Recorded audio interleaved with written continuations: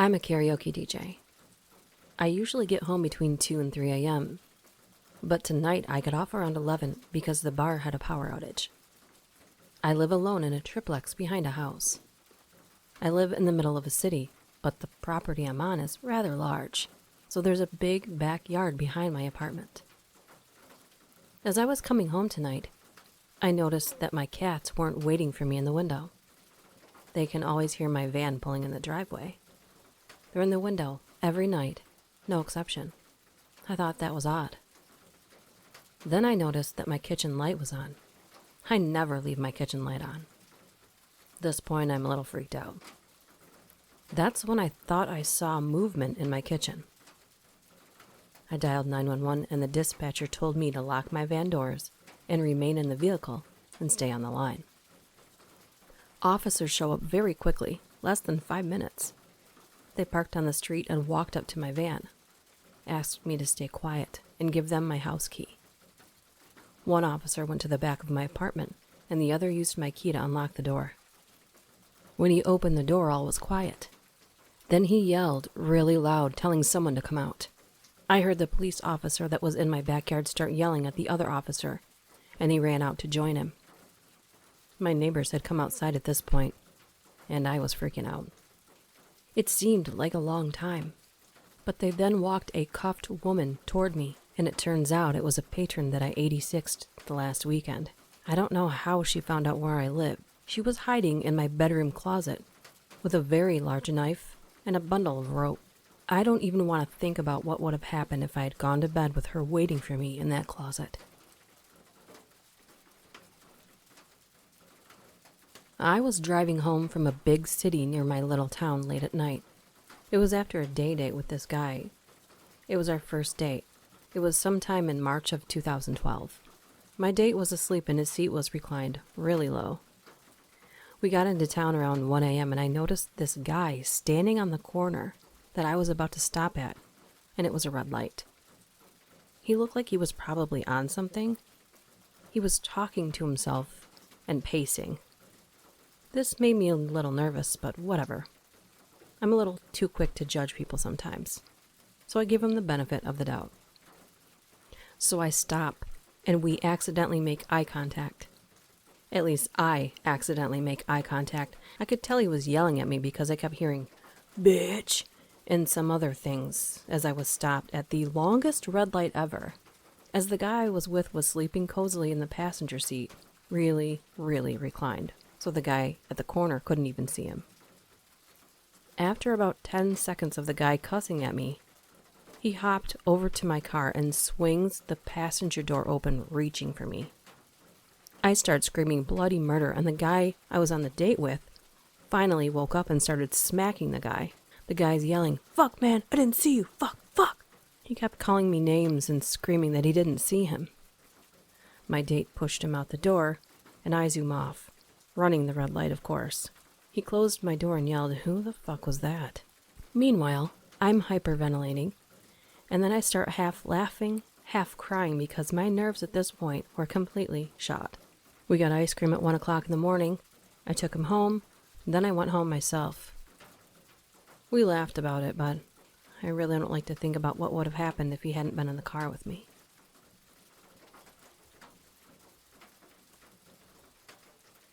About 3 years ago, I moved to London. I was looking for a flatmate but had no luck, so I turned to my friend Marcus. After a week or two, Marcus and I had moved in together. After I had moved in, he put some of his stuff in the storage so he could make room for me in his flat. When I moved in, everything was fine and well. Fast forward about a year. I went to get some stuff out of the storage locker that Marcus put his stuff in. And as I opened the door, an absolutely rank scent hit me like a bat. I switched the light on and saw a couple of old boxes and a couch. I was looking for the source of the smell, but I couldn't find it. I grabbed what I came for and left before I threw up. Now fast forward to about a month ago. I went back to the storage unit to get something else, and the smell was even worse than before. I had to hold my nose as I walked into the storage unit. That's when I saw an open box, and I decided to look into it. I found stuffed animals, but not regular stuffed animals like dead animals that were stuffed. As I looked into that box, I decided to look under that one. That's where I found rotting animals. I was completely disgusted, so I went to Marcus to confront him. As I walked into the flat, I shouted, "Marcus, you sick fuck. Why are there dead animals in our storage locker?" He came out of his room and sat me down on the couch. He told me that he wanted to be completely honest with me. And that's when he told me that he was into necrophilia. Cut to me moving in with my parents.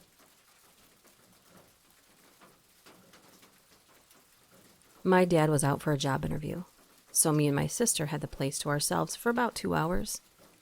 I watched TV downstairs and went outside and went back in. I left the door unlocked for my dad since it was getting close to the time he said he'd be home. I went upstairs and hung out with my sister for a while. I heard the front door open and rummaging through cabinets, and I just assumed it was my dad since he always likes to check that everything is in its place before he relaxes. I also heard my dad's door open and close, albeit slowly, a few times. I was talking with my sister when the phone rang. To my surprise, it was my dad on the other end. He told me that he was going to be getting home late and that we needed to make our own dinners. And that's when I felt my heart fall into my ass.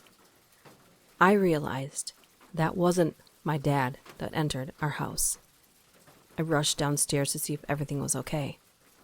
Several things were gone, and the front door was wide open. I then heard what sounded like breathing coming from the downstairs bathroom. I choked the urge to yell as I saw a hand wrap around the door and a face peer around my corner. As soon as the guy saw me, he ran like hell out of there. I chased after him, but he was long gone. On the floor in the bathroom, I found later, of all things, a box cutter knife. I'm not sure what his intentions were with the weapon, but I'm sure they weren't good.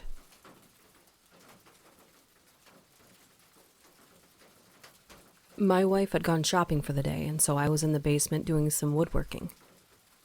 I heard her car pull in, so I headed up the stairs to help her with stuff. She ran into the house, saying that someone was after her. I got pissed. People tend not to mess with me. Here's an important factor. I'm 6'1" and 260 pounds. Used to be a power lifter, work at a sawmill. In my wife's words, I'm somewhere between a bear and a mountain man. We also have a Great Pyrenees who happened to have been inside with me at the time. If you're not familiar with the Pyrenees, they're great dogs. They're a guard dog breed, originally from France, and ours is 140 pounds. They're the sweetest dogs, great with kids, unless you threaten their people. For example, we have coyotes here. We also have a 16-pound mutt, my wife's dog. One day, 2 coyotes attacked the little dog in the yard and the Pyrenees killed them both. Now back to the story. I'm pissed. So the dude busted up in my house assuming she was alone since my truck was in the shop. He wasn't expecting me or the Pyrenees. The big dog charged him, all 140 pounds of him, grabbed the intruder by the arm and dragged him to the ground. I grabbed him by the throat and told my wife to call the police. I got to spend about 15 minutes threatening to kill the man if he moved, and the Pyrenees never let go of his arm.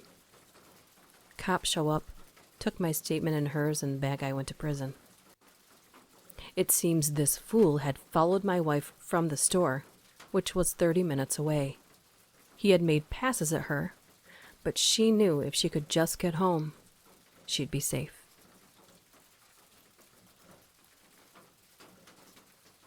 This happened 10 years ago. I was living in my first apartment, alone. It was a 3rd-floor studio with vaulted ceilings and an enormous complex that promoted itself as community, with socials planned and picnic playground areas among the buildings. The staff would even drive around on golf carts waving hi. It felt like a safe place. One day I called up maintenance because my AC wasn't working. A man comes to look at it. He's short, kind of wiry looking, maybe late 40s. Leathery, like he spent most of his life in the sun. He's in overalls, has a bushy mustache, all smiles. He's inside my apartment with a screwdriver looking at the AC, and we're making chit-chat. All seems fine and dandy until he stands up, says it's fixed, and takes a step toward me. He's looking me in the eyes while he flips his screwdriver, suddenly not so friendly anymore. Then he says, and I'll never forget this, "You know what I think?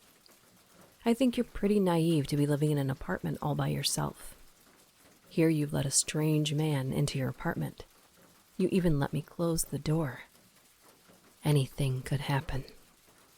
I could feel the smile melting off my face, but I tried not to let on that I was afraid. Then I laughed and said, "Ha, that's what my boyfriend said when I told him I was calling you guys. He insisted he'd come over. He'll be here any second, and you guys have already finished. You'll probably run into him on the stairwell." At that he left abruptly, and I locked the deadbolt after him. I, of course, had lied about my boyfriend coming over, but immediately called him to make it almost the truth. At the time, I thought I was overreacting. I didn't mention it to anyone. Looking back now, I realize just how sinister that was. In the 1980s, my family went to the SEC basketball tournament in Birmingham, Alabama. Because of so many fans showing up for the game, all of the good hotels and decent motels were sold out. So my family had to stay at a very seedy-looking travel lodge. The door wasn't secure, the phone was two-tone black and white, the TV had one channel, and you could barely tell that Three's Company was even on. I had to pee, so I went to the bathroom and noticed that the toilet top wasn't there. By toilet top, I don't mean the seat. I mean the lid over the water tank in the back. I didn't think much about it since the rest of the room was so jacked up. My dad was out trying to find tickets to the basketball games, and I decided to take a nap. After a while, there was a knock on the door. I guess the door didn't have a peephole because my sister asked, "Who's there?" And the reply was, room service?" I guess either my sister or mom opened the door, and then I heard them slam the door and go hysterical, screaming, "Oh my God, oh my God, oh my God." The knock on the door had already half woken me up, but their shouting woke me up for real. When I asked them what was going on, they said that there was a scruffy-looking guy holding the lid to the toilet that had been missing, using it upside down as a tray, and on it was a dildo, anal beads, and 2 packaged condoms sitting on it. The dildo was white or off-white, and my mom and sister said it didn't necessarily look unwashed, but it had brownish stains on most of the shaft. That's when they pushed chairs up against the door until my dad got back, and then we changed motels. Of course.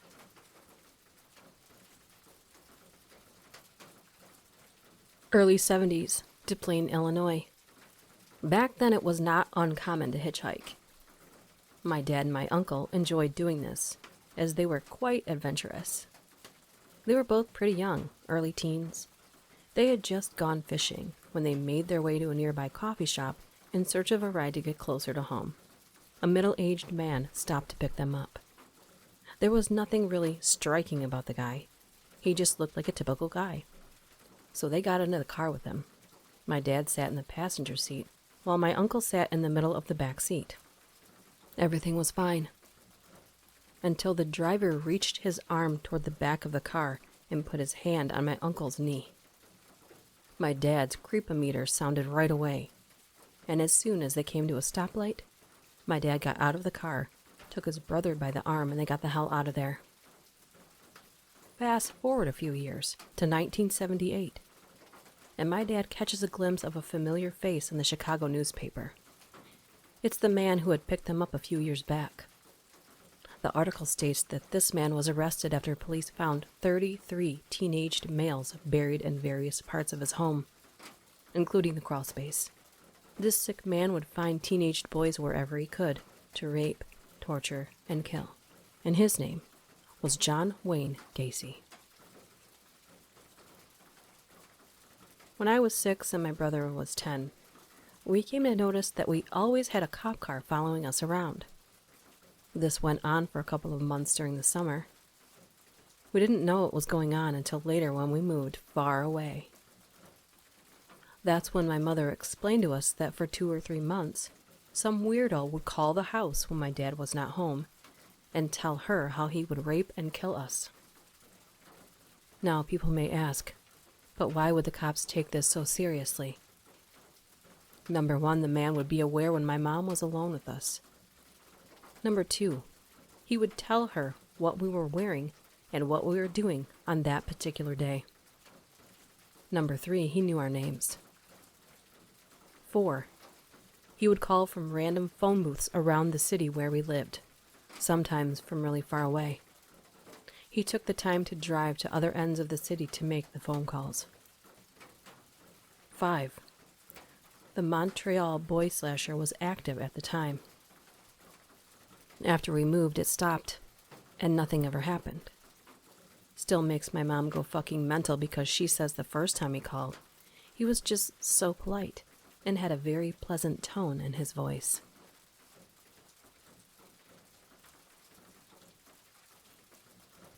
I was around 16 or 17 when this happened. I used to work in a grocery store in what most would consider a bad neighborhood. I always worked till around 11 p.m. and head across a fairly busy street to get to the bus stop.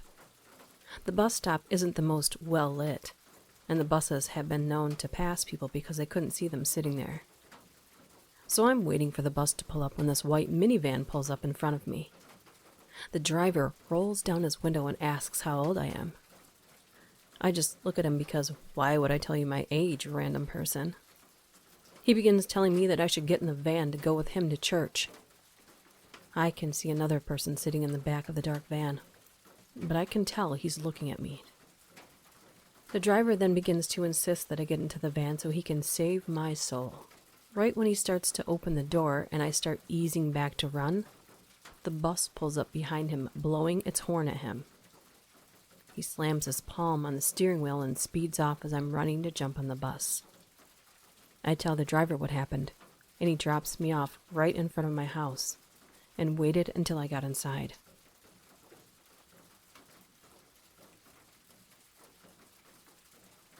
This happened about 2 years ago when I was 16. I was at my best friend's apartment. It was around midnight and both of us were in the kitchen dancing around and being silly in shorts and bikini tops. Her mom was passed out on the sofa at the other end of the apartment. Bearing in mind she lives on the ground floor. After a few minutes, we noticed an old car slowly driving past the window. We thought nothing of it really, until we saw it come back and stop right outside. We thought maybe it was one of the neighbors, but it was a bit odd as they were all quite old and probably wouldn't be driving around this time of night. We just continued with what we were doing when her door buzzer went off. My best friend, without thinking, pressed the button to open the main door, not even asking who it was. When she opened the door to a tall, large, bald man dressed in old paint-splattered clothes, who walks up to the door and says to us, "You ordered a male escort?" He says this. Me and my best friend look at each other with confusion, and I say, No one ordered anyone. You have the wrong house." He kept edging his way closer into our doorway and said again, "No, you definitely told me this address." We got freaked out and asked him to leave, but he proceeded to tell us he was coming in and made his way into the doorway. Just as he did this, my friend's mother comes to the door and asks him who he is. He backs right up from the door and starts stuttering, saying he got called to this address. She asked him what this address was, and he didn't have a clue. Just made up some street while he kept stuttering, trying to think of somewhere. He apologizes, and then leaves. Me and my best friend are pretty shaken up, but decide it's a good idea not to prance around late at night, not wearing a lot of clothing.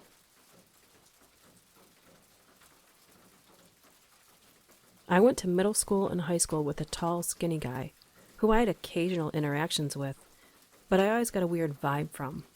In my senior year, I saw a Facebook post he made that said, "I bet I could get more kills than the Virginia Tech guy if I wanted to, but I don't want to." Despite him saying he didn't want to, I found this concerning enough to report it. Fast forward a few months later and he was out of JJC. And to make a long story short, he had found out that I had reported him. We had apparently made peace after smoking weed with mutual friends, and it was enough for me to not expect getting jumped in the hallway at any time. We both ended up going to a local college, and I would see him around campus. Whenever he spotted me, we'd have these brief, awkward conversations about how life was going, and I would try my best to stay polite while not sounding creeped out. One day I'm at McDonald's with my roommate when I hear someone whisper in my ear, "I'm gonna kill you someday." I turn around to see him smile and wave at me before walking away. I haven't seen him since then, but I always stay alert for the next random moment where I'll encounter him.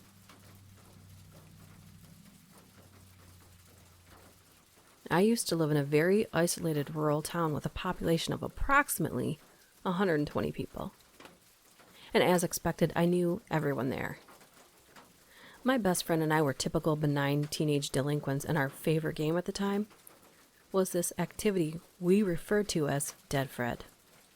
We would stuff a full-length wetsuit with newspaper, dress it out in long sleeves and jeans, and leave it lying in the middle of our street at night. Meanwhile, we'd be hiding in the bushes, laughing and musing on the varied reactions of those who came across the scene. One night, a car seemingly didn't notice Dead Fred and drove right over the top of him at full speed. The driver screeched to a stop 50 meters away and got out of the car. I recognized him. It was a close friend's dad, a recently retired accountant who I knew well and had been my rugby coach for the last few seasons. He looked unstable, possibly shaken but likely drunk.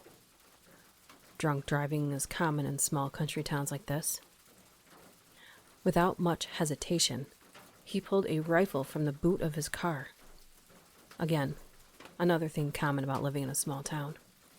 And that's when he fired several shots at the pretend corpse from afar and drove away. My friend and I kept this to ourselves. And as far as I know, we are the only two who know.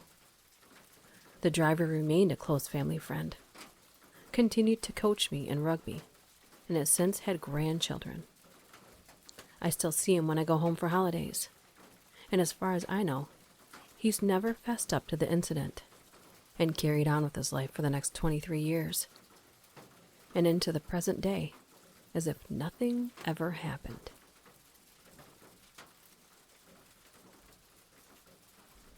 When I was around 6 or 7, I used to take swimming lessons in a local pool after finishing school twice a week, on Wednesday and Fridays. On Fridays, my mom would take me into McDonald's to get a milkshake as a treat afterwards. I'd sit and drink my shake, then we'd head home, no problems. This day was different. I'd finished my shake and wanted to use the toilet before we left, so I went into the ladies' on my own as I usually did. I noticed one cubicle was locked, but I thought nothing of it, and went into the other, did my thing, flushed, and noticed that the person in the other cubicle was unlocking their door, too. I hadn't heard them flush. I turned around and it was a man. Old, disgusting, and tall. Why was he there? I innocently say, "This is for ladies only, mister." And he said, "Why do you think I'm in here, little girl? It's music to my ears. Where's your mommy?" That's when he took a few strands of my hair and twirled them between his grim fingers and reached a hand to grab me by the shoulder. I shook out of his grip and ran as fast as I could to my mother, crying. I told her what happened. She told an attendant, but by the time they checked, he'd managed to slip out unnoticed into the busy street.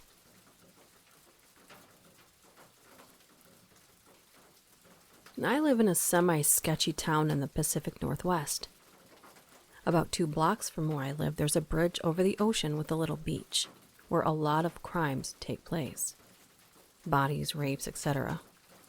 So I got off the bus that takes me to this bridge. It's the closest bus stop to my apartment. 3 teenage boys cross the street toward where I am. So I cross the street away from them, trying to get to my building. They cross back. I thought that was weird, but whatever. I start taking this narrow path up the beach toward another street. They're following me. I pick up the pace and glance over my shoulder. I'm a 21-year-old woman and these guys look maybe 16, but I'm also 5'4" and pretty skinny, so I'm doing that thing that a lot of women do when they think perhaps they're being followed and weigh the odds of fighting them. This path I'm taking is fucking desolate, and there's no one around. But there's still some light out and I was glancing over my shoulder. They're filling the gap between us. I couldn't be totally sure they were following me until I heard one boy say, "Stay at least 3 yards behind her or she'll notice." When I turn the corner out of sight, I sprint behind a hedge and wait for them to head out, hoping they think they lost me. I text my boyfriend that I'm being followed. He agrees to leave work early to meet me where I am, just in case. They turn the corner just then and I realize the middle one, the tallest and possibly oldest, has a fucking knife on him. And I hear one of them say something like, "She's probably on the street over there." And then they leave. My boyfriend meets me soon after. And I am so fucking thankful they didn't figure out that I lived right there.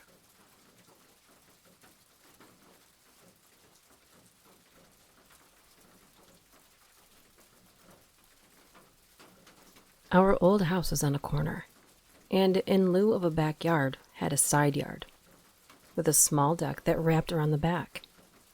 The dining room had patio doors that led out to the back. We'd have barbecues and such back there. When I was around 14, we only had one desktop computer and one laptop for the entire family.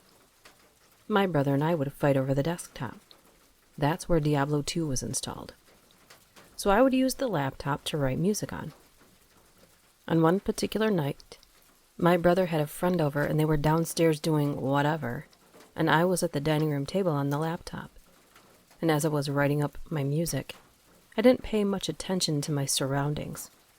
That's when I hear a knock on the patio door, which startled me. I looked up expecting my brother or his friend. The basement had a door that led to the back deck as well.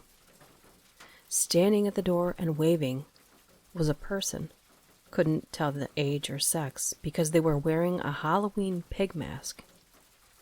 Thinking it was my brother or his friend, I mouthed, "Good one," gave the person the finger, and then walked away. As soon as they left, I went downstairs to give them shit, and to my surprise, they were both sitting on the couch playing PlayStation. They swore up and down it wasn't either of them, and there was no way one of them would have had time to get downstairs and unmask before getting on the couch.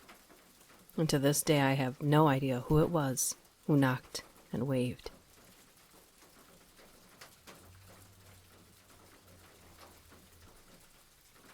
I came home pretty late one night, and my roommate's bedroom was shut. I assumed she was sleeping already, but I saw something out of the corner of my eye in the kitchen. I said her name, but she didn't answer. I didn't think anything of it. So I walked into my room, and before I could turn on the light, something whispered, "I'm still here." I turned on the light in my room, but there was nothing there. So I turned on every light in my house, knocked on my roommate's door, and eventually opened it, but she wasn't in there. So I left her light on too, and slept with all of the lights on. When she came back the next morning, I asked her if she was messing with me. She started crying and said she left because something was in the house messing with her, and she had to get out.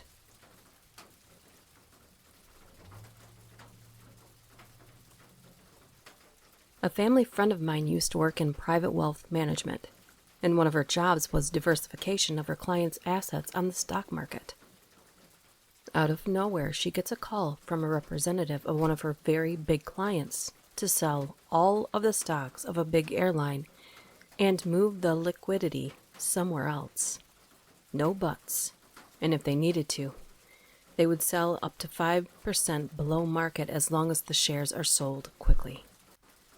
This was extremely weird, as the stock price of the company was pretty stable. And specifically, this client's portfolio was heavily hedged with this stake. But she didn't think much of it. Oftentimes, her clients did this for personal reasons. such as having a bad experience on a plane or the company or whatever. 2 days later, one of her colleagues that she shared this particular story with told her how the airline stock price started slowly but surely falling. Some people were selling off their shares too, which were gladly bought by the market at increasing prices. The next day, the American Airlines Flight 11 crashed into the North Tower of the World Trade Center in New York. The stock market was closed for another week.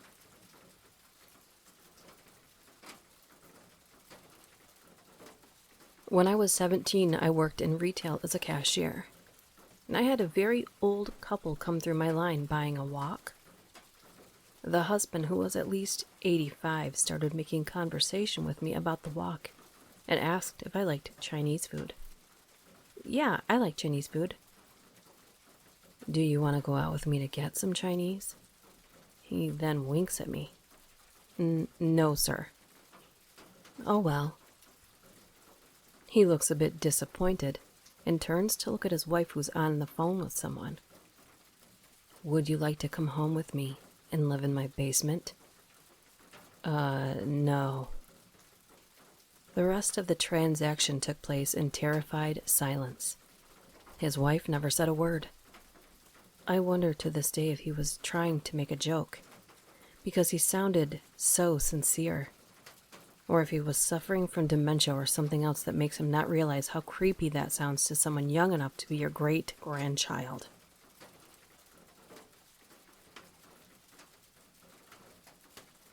The summer after I graduated from high school, I left work early and went to my parents' cabin in northern Michigan.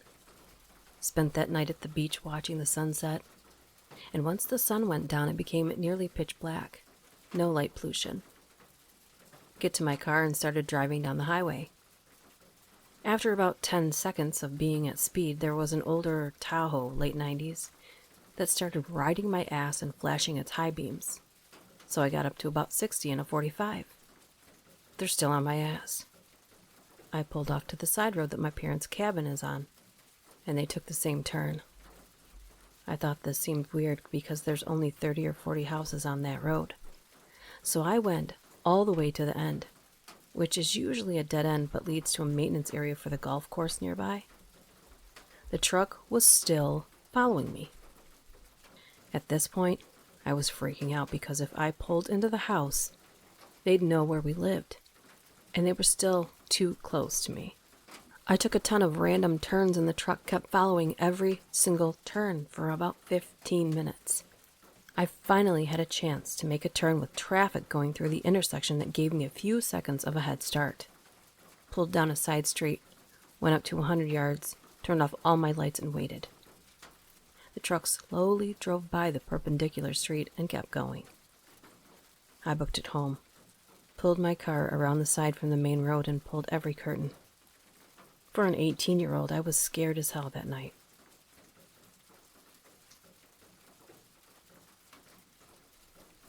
New Year's Day, 1995. I was in my 3rd year of university and a bunch of people had come down to visit me and my roommate for the festivities. We were all pretty hung over from drinking the night before and went on the usual nice day out, a bit chilly, I don't feel so good, post-greasy breakfast hangover stroll around the neighborhood. 2 of the friends we were hanging out with were twin brothers. One of them we hung out with all the time, and the other we just met for the first time. It was pretty normal the night before. But on this day, we were all hanging around a local basketball court, shooting hoops with an old basketball we'd found in the grass, and his twin brother kept following me all over the place with the creepiest grin I'd ever seen in my life, staring right into the nether regions of my soul the entire time. I'd back away and join the group again, and he'd keep following me around. When we were walking back to the apartment, it was just me and him walking down the sidewalk behind the group, and he moved over in front of me, stared at me with that creepy look again, and fell down to his knees as if to worship me or something. I didn't know what to do. Hey, buddy, you all right? We're heading back right now. And so on. He wouldn't say a word. He's just there, on his knees, looking up at me with a clenched face and squinted eyes, as if he were looking directly into the sun. Later that day, my roomie said he was tripping balls, so I thought nothing of it and moved on with my life. A few weeks later, we get a phone call from the twin brother we usually hang out with. It turns out that his twin brother went over to his aunt's house with a knife and stabbed her 14 times. She didn't die, but still pretty bad. He had even called the police before going because he knew he was going to do it, but he couldn't stop himself from doing it. Because, the voices. The ensuing court case was widely covered in the media, and this was a relatively smaller community where this sort of thing doesn't happen on a regular basis. I'm reading one of the articles, and one of the testimonies was that this twin brother was severely schizophrenic and was hearing voices in his head. He believed to his very bones that his aunt was the devil, and that he had been commanded by God to go and kill her. So who was this God that told him to go kill her? Well, as the newspaper article described, it was a guy in a group he hung out with on New Year's Day. Didn't take me long to realize that he was talking about me. This was 22 years ago, and I know for a fact it was mental illness. But just knowing that I somehow commanded him to go kill his aunt stays with me to this day.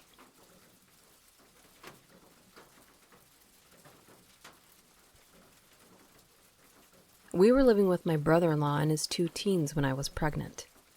He has an elevated house on quite a bit of former hunting land, several miles down a country road. My husband works 7 to 6, and my brother-in-law works offshore for 14 days.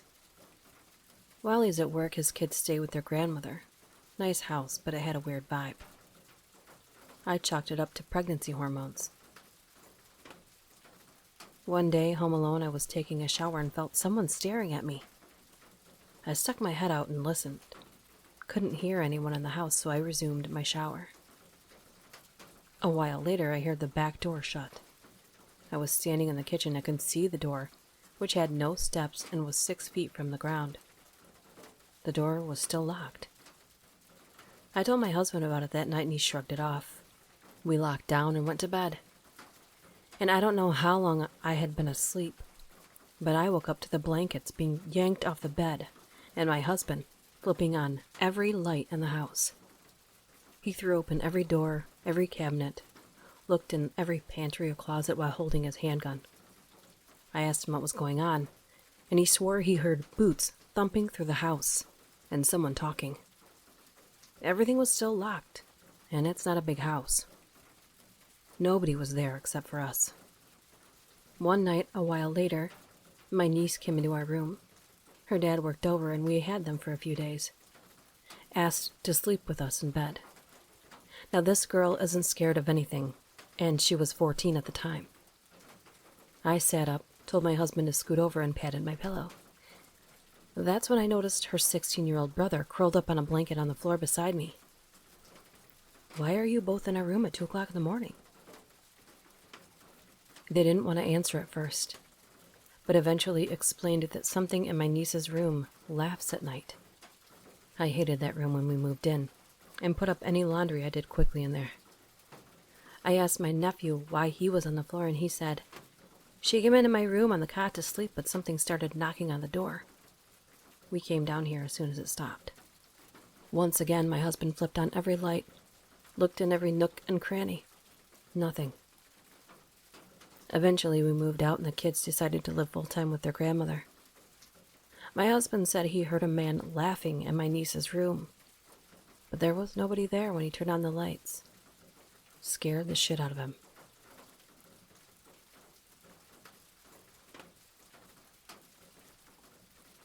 Years ago, early 90s, my boyfriend was driving me home, and we saw a man lying on the ground in the strangest position, kneeling with his head on the ground and bent at a sharp angle so that he faced the street. It was 2 o'clock in the morning, and the man was covered in sweat with his eyes open. We pulled over and hopped out of the car to check on the guy. His eyes were wide open, and he seemed like His face wasn't moving, but it really felt like he was pleading for help. He didn't respond at all when we called out to him. No blinking, glassy eyes. I reached out to touch him and he was ice cold. I'm sure he wasn't breathing. This was before cell phones, so I hopped back in the car, sped back to my house to call 911. 10 minutes later, the police called back to ask for the cross streets again. Apparently, they arrived at the corner and there was nothing there. I verified that it was the right spot, and they said they would call back if they needed more information. That was the last I ever heard about it. I kept checking the newspaper for several weeks afterwards, but we never found out anything else about that man.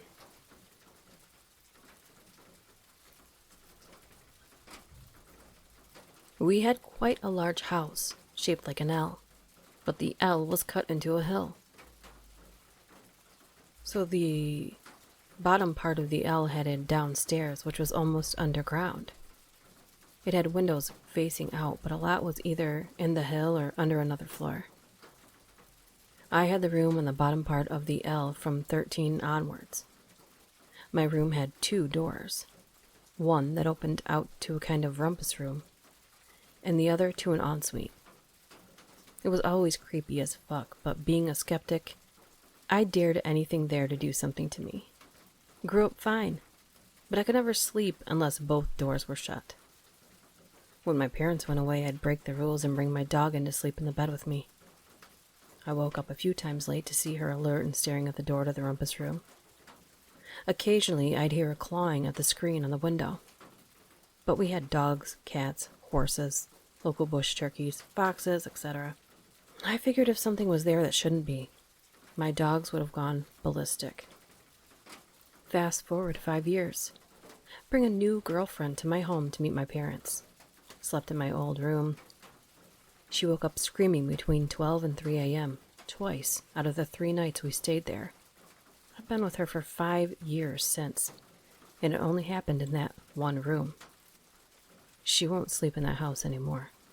My parents let my younger sister move into that room about 4 years ago. She asked me recently if I ever heard scratching on the window late at night. Both of the dogs we had, plus the cat and horses, are all dead, it being roughly 10 years later, so the scratching is likely independent of the cats, unless the local animals are somehow fucking with us. She also said she can't sleep unless both doors are shut, and she'll often put door stops under both doors so she hears if either door opens. She googled some stuff and decided to sage the room, and that's when she said she had hectic nightmares since, and woke up screaming late at night a few times. For reference, she was about 14 when the night terrors happened with my girlfriend, so we never told her. I am a skeptic, but there's no doubt that that's really creepy.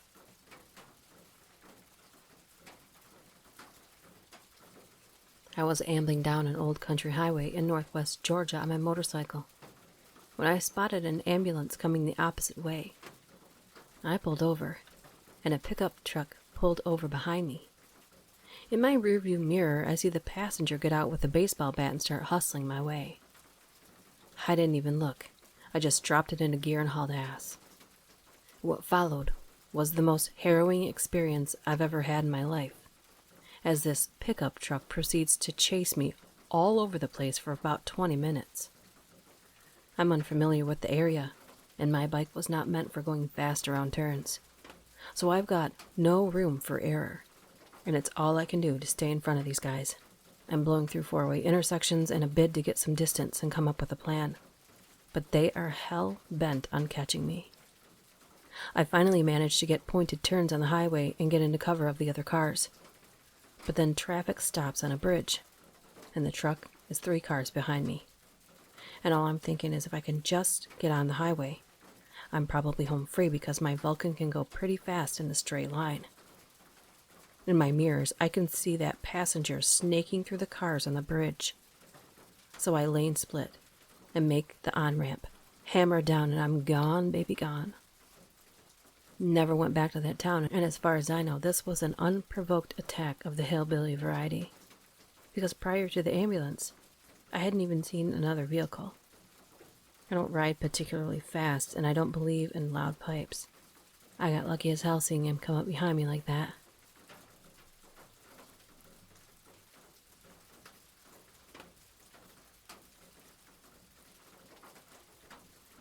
I'm fairly small for a guy. I stand around 5'5", and the most I've ever weighed was around 150 pounds. About 6 or 7 years ago, I didn't have my license, despite being far old enough to drive. But a good buddy of mine wanted to hang out. He too did not have a way of transport, so we decided to both walk toward one another and meet in the middle, which would mean we would both be walking 5 miles. It was 3 o'clock in the morning on a cold winter night, and I was wearing a black jacket with my hood up. 2 miles into my hike along the main road, a car pulled into a parking spot of a home I was passing, just a few feet behind me. He wasn't entirely into the driveway, almost halfway hanging out into the road. I half expected it was just a kind stranger wanting to give me a ride, but I wasn't about to take any rides from someone. I kept pacing forward and ignored the car behind me, expecting them to roll down a window and shout at me. It didn't happen. The car just sat at the edge of that driveway, running. It was completely dark inside, to the point that I could barely make out the figure of a large man. I don't typically get frightened by much, but something in the air made me tense up, and my heart kind of dropped to my stomach. I stopped and turned to look at the car. I had a feeling that the person driving was watching me intently. The figure in the car was definitely facing me. I could see the reflection from his dashboard bouncing off of his eyes. I stared back. I figured he was about to yell out to me, but he just sat quiet in a strangely menacing way that I have only ever seen scenes in a movie play out. I kind of did a wave at the figure, letting him know I saw him, waiting for some type of communication in return. He didn't budge, just stared intently. I returned to pacing away, a little faster this time. After just a few moments, I could hear the car slowly roll in reverse, so I turned to face it, but kept pacing backwards. The car kept creeping slowly. I pulled down my hood and stood still again, waiting for him to pass me. But instead, the man slowed to a stop beside me. The passenger side window rolled down, and the man and I met eyes. No words were exchanged at all. And before I could even let out a hello, the man grimaced and accelerated away at a decent pace, almost as if he was disappointed by what he had seen. It doesn't seem like much from how it reads, but I'll never forget how tense that interaction was for me. I've not felt anything like it since.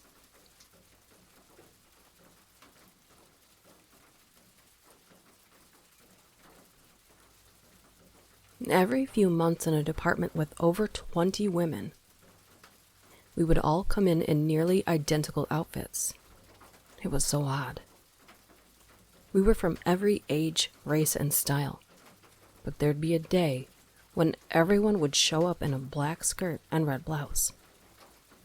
A few months later, everyone in brown slacks and a cream-colored dress shirt. A few months later, gray skirt, black sweater. We could never figure out the trigger. Maybe it was a TV show character looking fly in that outfit the night before. A visitor to the building who appeared polished. Nothing. It always creeped me out. It seemed to represent some sort of groupthink or collective consciousness working on us.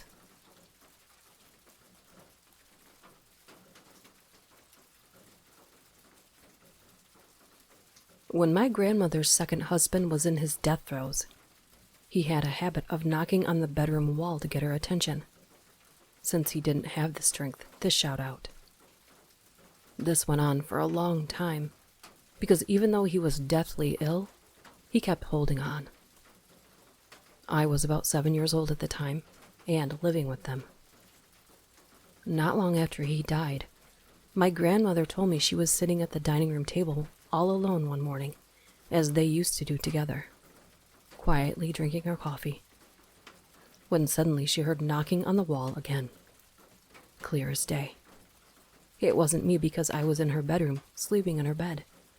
She could see me from where she was sitting. It was a very small house. She claims she heard it on more than one occasion. As the years went by, other strange things happened. I began to have dreams of a young man in a Navy uniform I'd never met before, watching us sleep in the house, or standing over me in my bedroom.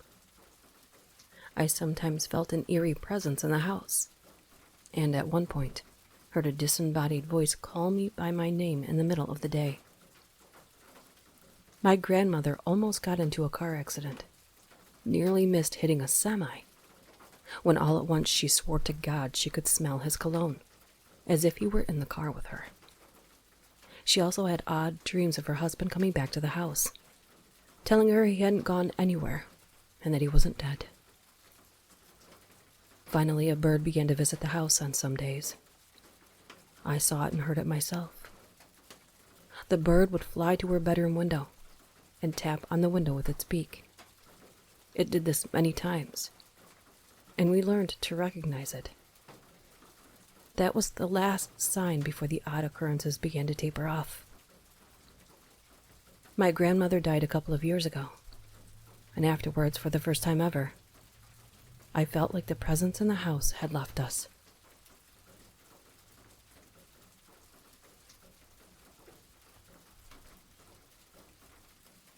I have dogs that bark at anybody. My mother doesn't live with me, nor has a key to my house. About 4 years ago, I'm sitting in my house, all alone, on a day off from work. Both of my dogs hovering around me. One at my foot, one at the doorway leading into the hallway. It's quiet. I'm redditing, or doing whatever on the internet. That's when I hear my mother's voice clearly say, "Brian," like she was trying to get my attention from across the house. I just perked my head up a little, stunned, thinking I was hearing things. However, my dogs, as soon as I perked up, so did they. They started growling fiercely in the direction of the voice with their hair raised. We went to inspect the house. There was nothing there.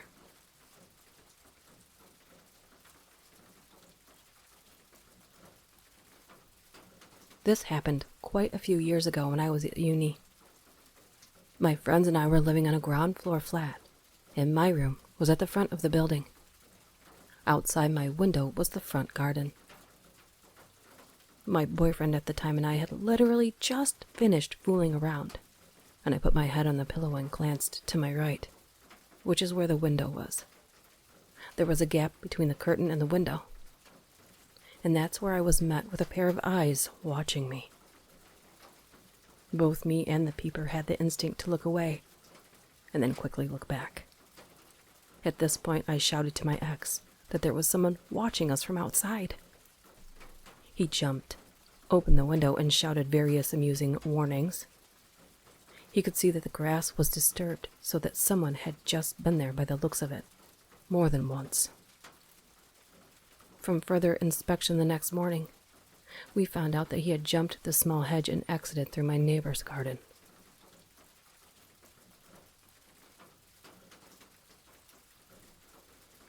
I'm a nurse, and I used to work a day shift at my old job.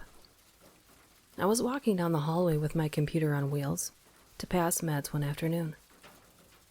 I was in between two patients' rooms, not really close to either door, and far away from the nurse's station and kitchenette. I could hear one of the physical therapists talking to a patient in one of the rooms, but no one else was in the hallway. I was looking down at my papers to kind of get myself organized before going to see another patient.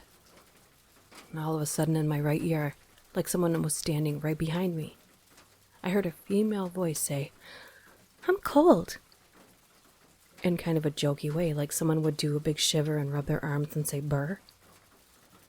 I turned around thinking it was my friend, goofing on me, but there was no one there. There was no one in the hallway at all.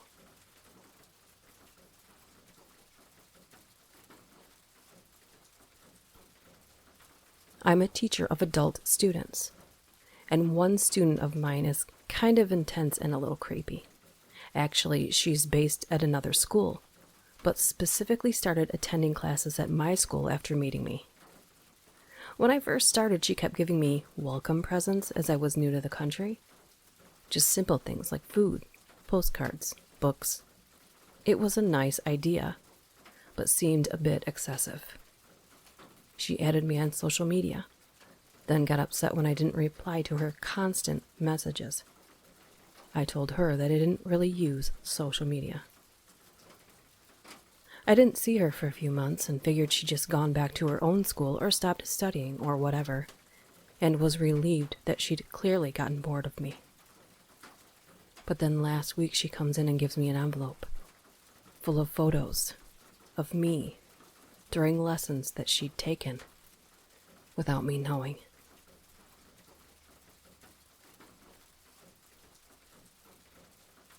Years ago, when I was a senior in high school, I had a day where I wasn't feeling so great. So I decided to skip out on my last 2 classes and head home. That meant no school buses, obviously, so I would just walk the 3 miles home. Before the age of cell phones, this was a pretty long, boring hike to take. So I decided to take a shortcut through some small wooded trail along the creek. Eventually, I came across a dead cat lying in the middle of the trail. As I walked around it, I noticed another dead cat to my left. Looked to my right, and sure enough, there was another. Creeped out, I looked behind me and noticed 2 more. And yet another 2 more in front of me. They were all laid out in a giant circle, with one in the middle. Almost like a half-assed pentagram. I picked up my pace and got the hell out of there. Never took that trail again. Thinking back, a really weird thing is that there was no visible damage to any of the cats. No blood, no cuts. Just dead.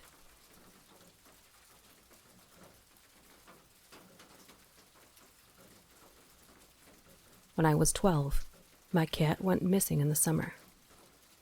We lived in the country near a lot of farms, and he was an indoor-outdoor cat, but he would come home every night for his dinner. He hadn't shown up for 2 days, and I'd been roaming around the field looking for him. The second night, I had a vivid dream where I saw him lying on his side in a field, dead, with his neck snapped and his tongue hanging out. The next morning, I went out as soon as I woke up and walked to exactly where I saw his body in the dream, 600 yards from my house, where I hadn't looked yet. He looked just as he did in my dream, down to the position of his body and his tongue being out. We figure he got his neck snapped by a coyote or a dog. Creeped me out, and I strongly believe that dreams can tell you things if you pay attention. Since then, I've had other dreams that have come true, or warned me of things. But this was the most vivid. It was like a photograph, and 20 years later, I can still see the image clearly in my mind. Rest in peace, sweet Max.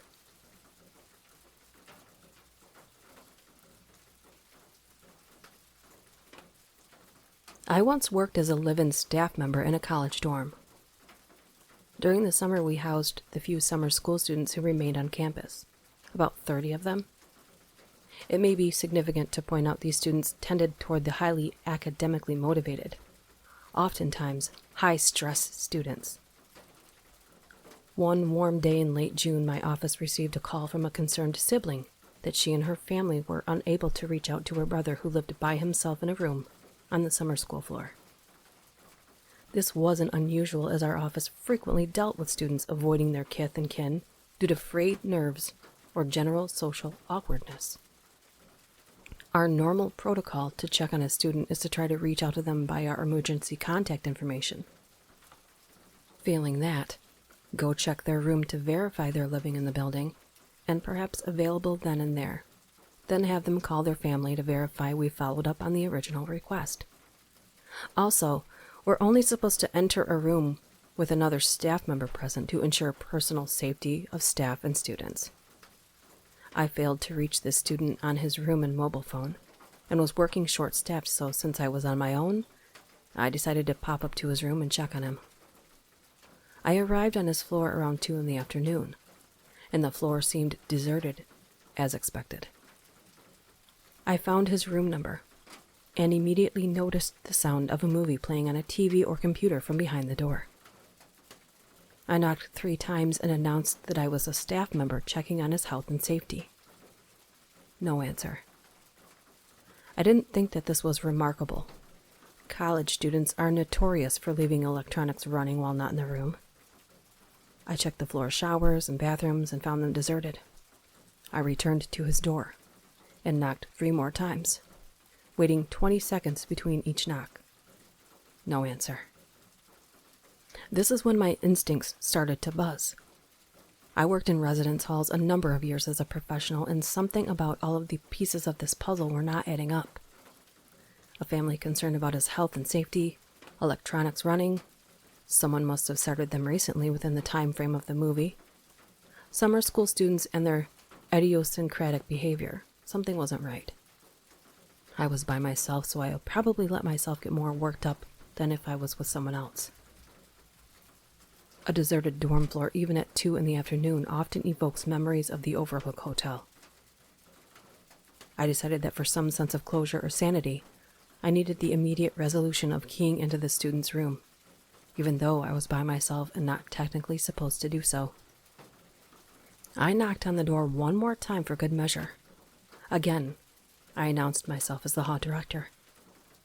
I keyed into the room, and my spider sense went off even stronger. The room appeared relatively vacant. The student appeared to be living out of a suitcase, which is unusual for someone staying no less than 8 weeks for a summer school session. The bedding was tussled like someone had been sleeping in it, and all the lights in the room were on. And as I had suspected, there was an open laptop on a desk running on battery power, playing The Matrix. But no student. I began to start rationalizing to keep from feeling unsettled. Surely the student and I had crossed paths on my way to his room. I'd never met him before, so I wouldn't recognize him. Perhaps he was just down the lobby picking up delivery for food. Sure, that's it. That's gotta be it. Then I turned to leave, planning on trying to reach the student later in the afternoon or that night. And as I turned to leave, I noticed another odd piece of evidence.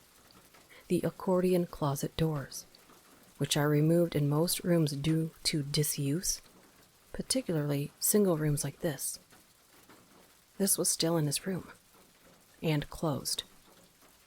This was odd. I couldn't remember the last time I actually saw someone use those cranky, dysfunctional doors. Then my intuition spiked even higher. Shit. I realized I was alone in a room with a potentially suicidal student who may in fact have completed that act.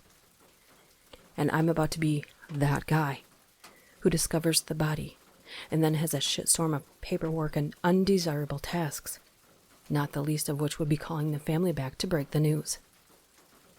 I felt like I was talking to myself when my voice cracked as I spoke to the closed doors and announced my name and title, and that I would be opening those accordion doors in 3 seconds. I fumbled with the latch on the doors and finally managed to get them disengaged. And as I slid the doors apart, I was unprepared. I didn't know what to expect. A hanging? A gunshot wound? I tell you what I did not expect. A 7-foot, dark-skinned Indian man staring at me embarrassingly as though I had found his secret hangout. We stared at each other for 15 seconds without blinking, without breathing, without speaking. I finally realized what was going on, and my natural emotion was disbelief. All I could think to say was, are you hiding from me? He looked at me and said, yeah. My heart was still racing. I turned to leave, and before I shut his door, I turned back to him and said, call your sister. She's worried about you. And frankly, I am too.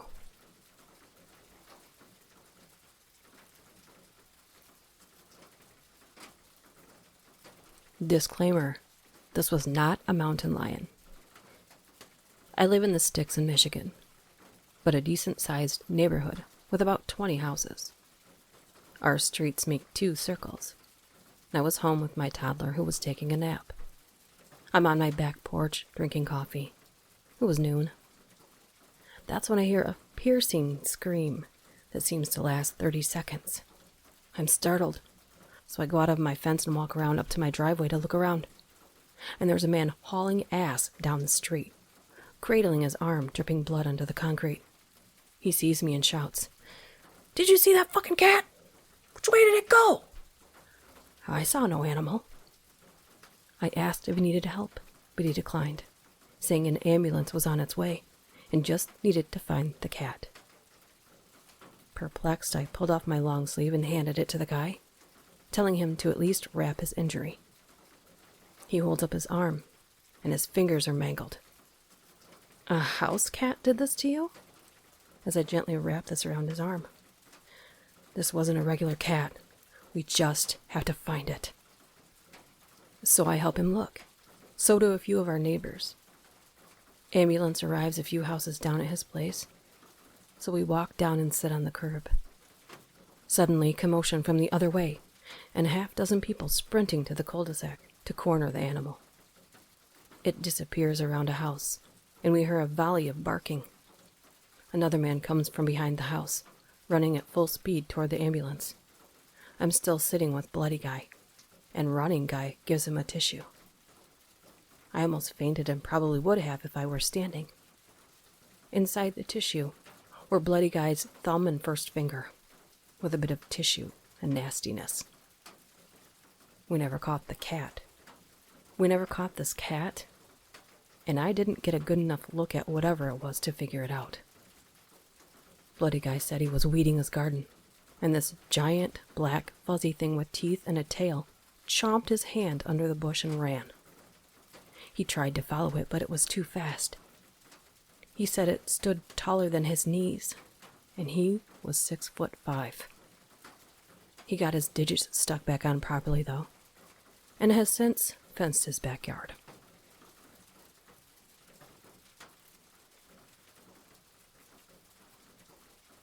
I worked in a tattoo shop, where 2 of the past owners had died. One of them died just a block away from the shop, and it was long rumored that the shop was haunted or cursed. Weird stuff would happen, like speakers, decorative knives falling off of shelves overnight and smashing through our glass-topped light table, and the lights would flicker on and off. Late one night, I was alone in the shop tattooing some 18-year-old kid, and the light above me started flickering. The lights above my station had always been perfectly lit, so this seemed unusual. It was flickering so much that it was starting to get annoying, and I began to feel nervous, even though I really didn't believe the shop was haunted. Finally, after a few minutes of this, I stopped tattooing for a second, looked up at the light, and just said in my head, "Okay, I get it. You're here. Can you stop messing with my light, please?" It was supposed to be kind of a joke. The light stopped flickering instantly. It went back to just shining regular old light, and I went back to tattooing, although shaken up. From that moment, I knew the dead shop owner was there, and I knew he was just causing occasional mayhem to fuck with us. Nothing malicious, but definitely haunting the place.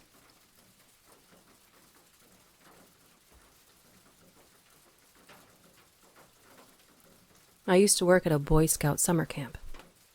Every week I had to take a big group of campers to a secluded spot for their wilderness survival badge, where they had to build a shelter out of sticks, leaves, etc., and sleep in it overnight. This spot was a half-mile from the main camp, but we took an adventurous route that made it seem very secluded.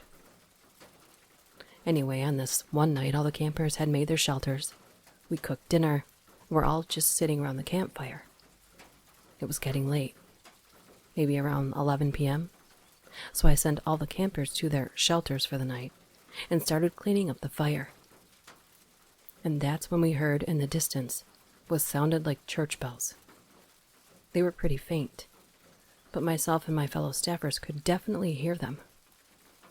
They went on for 30 minutes, ringing every 30 seconds or so. We were all creeped out as there were no churches or towns within 20 miles of us. After the bells stopped, the singing started. It was too faint to hear the words, but it sounded like church choir music. But a lot of people, and a lot more enthusiastic. At this point, it was also midnight. The singing went on for well over an hour, sometimes quieting down until we almost couldn't hear it, sometimes getting so loud that we thought it was getting closer. All of the campers were creeped out, but I lied to them, telling them there was a church service going on in camp, and that there was nothing to be scared of. Eventually, around 1 a.m., the singing stopped. I found out a few days later that there had been a large KKK rally only a few miles away that night, and that's what we had heard.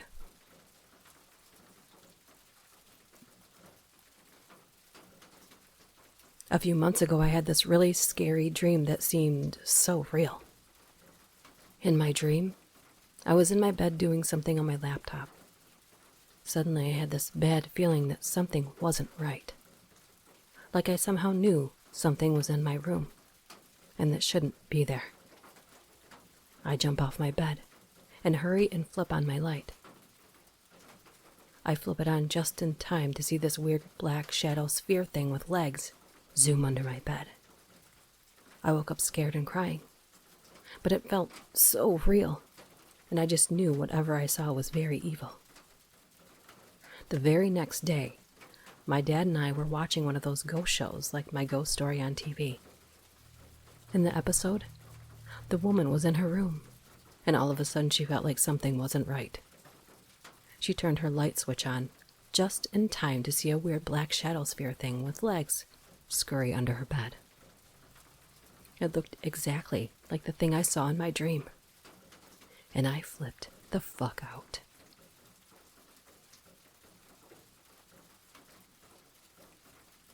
And I took my 3-year-old daughter on a hiking trail through some local woods. I let her lead the way, and she chose to turn a path that was far less well-trafficked than most of the other trails in the area. About 10 to 15 minutes in on this relatively overgrown and barely there trail, heading deeper into a more isolated portion of the forest than I had ever been to previously, we came across a grisly sight. A white plastic lawn chair tied to a tree by a rope. The seat covered in splatters of days-old, dried, viscous blood. I snapped a pic and then picked up my daughter and noped the fuck right out of there. After the fact, I've come to a far less creepy explanation for what we saw.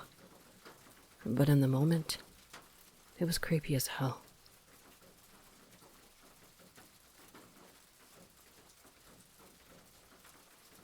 I was working with a young client with childhood onset schizophrenia. This individual was a harm to themselves and others. My back was to the window in my office when they started screaming. "The man in the black is here. He followed me. No, no." As I'm trying to calm them down, they start to sob. "He's at the window. I can hear him. He says he wants to hurt you. He will come in here and take your skin off. He wants you dead." I'm trying to calm them down, moving through the plan we had, when they were overcome by their hallucinations. Then I hear tapping on the window. There's an enormous black crow at the window, tapping on the glass extremely hard with its beak. The bird was just staring at me. It would tap, and then bring its head back and slam its beak into the glass. Then staring, over and over again. I got the client calmed down and we ended our session, and the bird was still there. We leave the office. The bird was still there when I came back. Next client comes in. Bird was still there. That bird sat at my window another 4 hours, staring and tapping.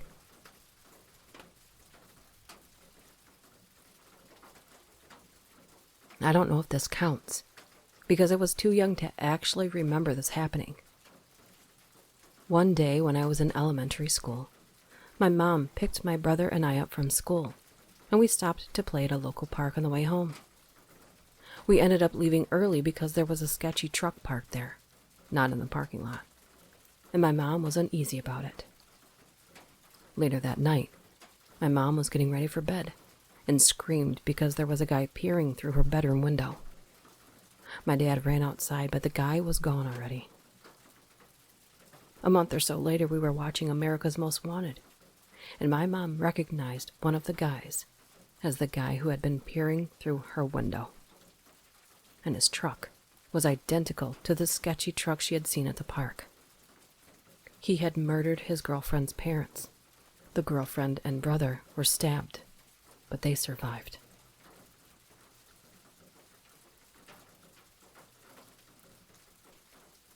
I had a customer come into my work wearing a trench coat and a Ushanka type hat. Looked to have something strapped to his shirt under the coat with duct tape. He left. I messaged my wife about how creepy he was and thought that he might have a bomb in his chest. He came back 15 minutes later and thanked me for being polite and started talking about religion and Obama being the Antichrist. Turns out he was on his way to shoot up the Planned Parenthood and managed to kill 3 people.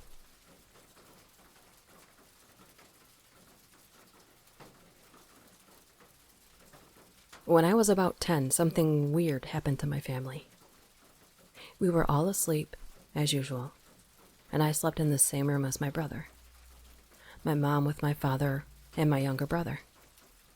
In the middle of the night, the safe in my parents' room starts going off as if someone was playing with it.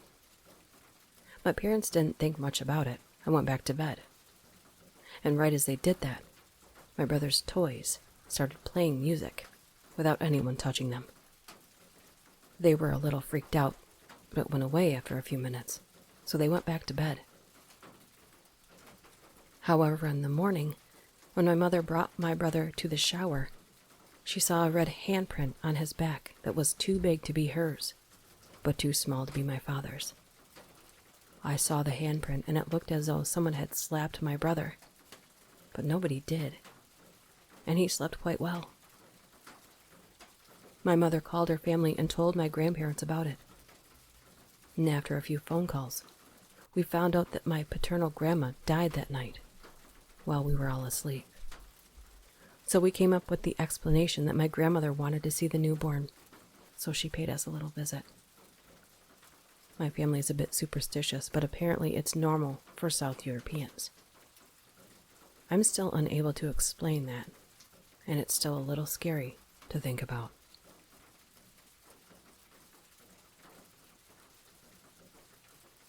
This happened to my old coworker. She was in the process of purchasing a new home. Her and her family would visit the developing home every weekend just to see the progress of the house. A few weeks passed where life got busy and they couldn't visit. Her 3-year-old daughter came up to her one day and said, "Mommy, when are we going to visit the house again? I want to see my friend." She replied, "Oh, okay, sweetie. We're going to go tomorrow, actually." She said, "Yay," and ran off. My coworker thought that maybe she was talking about a neighborhood kid or something, and didn't think much of it. They visit the house the following day, and on the way home, her daughter starts crying. "Mommy, I'm so sad I didn't see my friend." And she replied, "Don't worry, honey. Maybe you'll see your friend next weekend when we go." So my coworker prayed that night to basically bring her daughter comfort and make her forget about this friend. That or have her see whoever this was the next weekend. The next day, her daughter comes running into the room saying, "Mommy, I'm so happy I saw my friend." So she said, "You did? Where did you see your friend?" Confused because she always talked about seeing her friend on the other side of town. "I saw her in the mirror." "What?" "She said she loves me, but she can't see me anymore." My coworker asked, "What was your friend's name? And what does she look like?"